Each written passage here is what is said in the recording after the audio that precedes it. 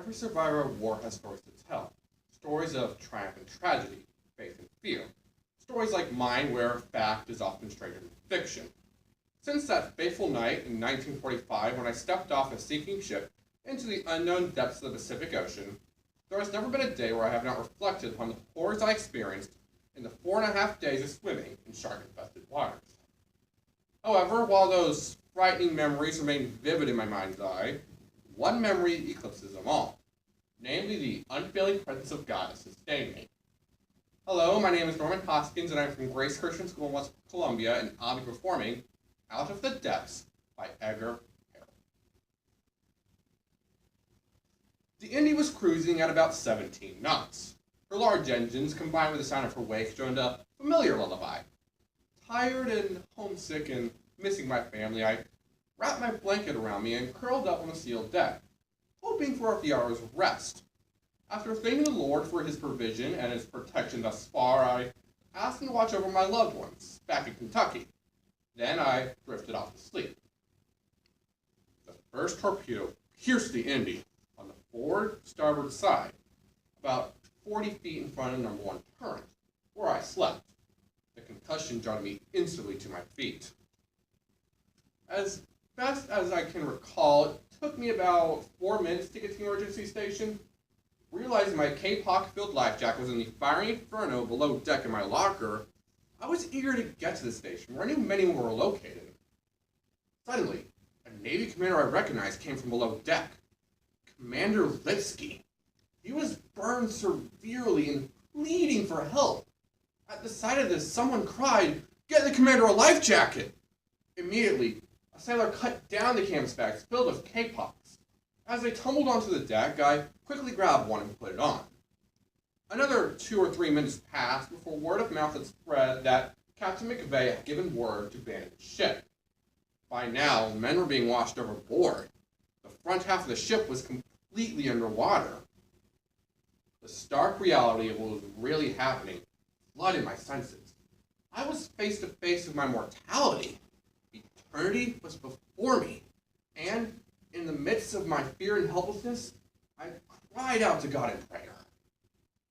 Anyone who's experienced a similar situation will understand what I'm about to say.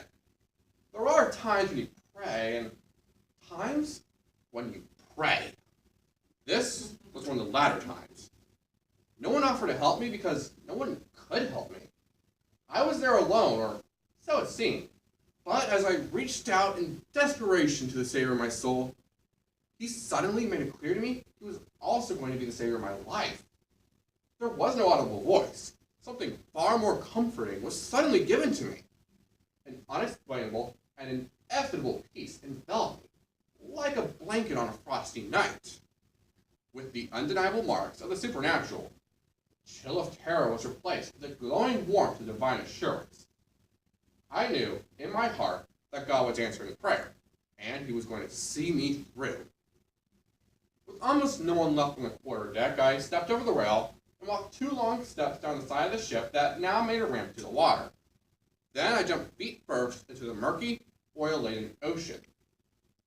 I cannot remember all that raced through my mind as I swam in the darkness, but I do recall a powerful promise that resonated in my heart at that dreadful hour.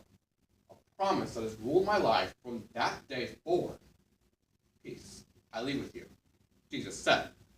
My peace I give unto you, not as the world giveth, give I unto you. Let not your heart be troubled, neither let it be afraid. By morning, our numbers had dwindled to around about 1/3. Most of the severely wounded were hysterical with high fevers and died during the night. We took their life jackets and gave them to crew members who were without. In an effort to keep us all together through the massive crest of the waves, our dwindling little group formed a circle and fastened their life jackets to one another. If we had stayed on our own, we would have been separated by 50 yards in a matter of seconds. For those who were able to talk, we naturally discussed the possibility of rescue. While no one knew for sure, we tried to assure ourselves that an SOS got off the ship. Even if it hadn't, surely the Navy would become alarmed when they discovered we had failed to make our intended rendezvous the next day with the USS Idaho hopes ebbed and flowed with the sound of every plane that flew over us, most at 30,000 feet. Certainly, our resolve to do whatever we could to stay together was strengthened that first night. But our hopes of rescue seemed to sink with the setting of the sun. We were all miserable and helpless. By the end of the second day, our group had dwindled to about 30. The morning light of the third day revealed that number to now have dwindled to only 17, a mere fraction of the original 80 or so in my group. As the sun grew brighter and began to bear down upon us, our parched throats and tongues swelled so badly that we could hardly talk.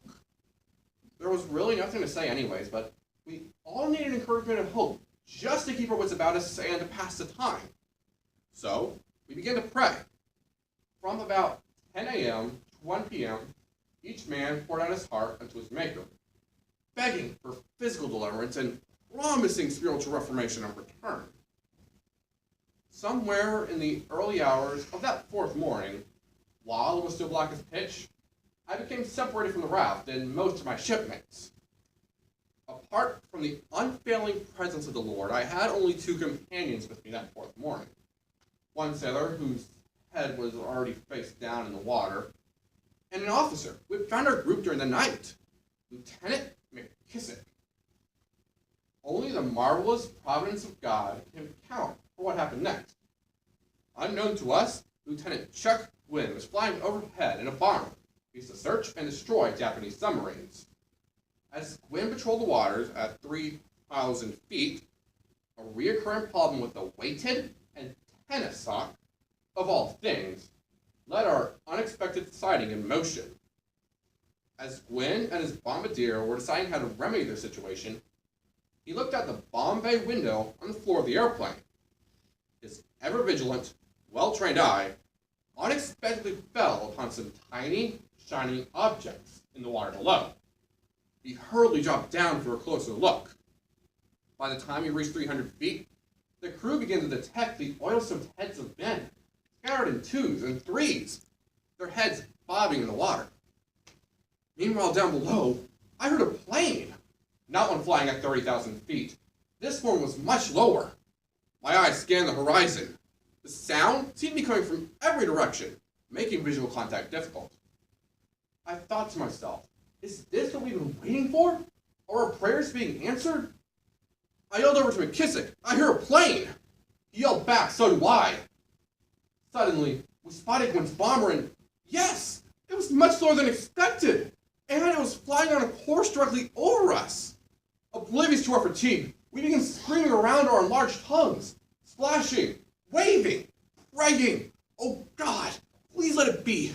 Please let him see us. When the plane got within a quarter of a mile of us, it suddenly took a dive and came right at us within a few hundred feet. We had been spotted. When you hear about the antenna problem that led to Gwyn's discovery of the survivors, it indeed sounds fortunate, even surprising.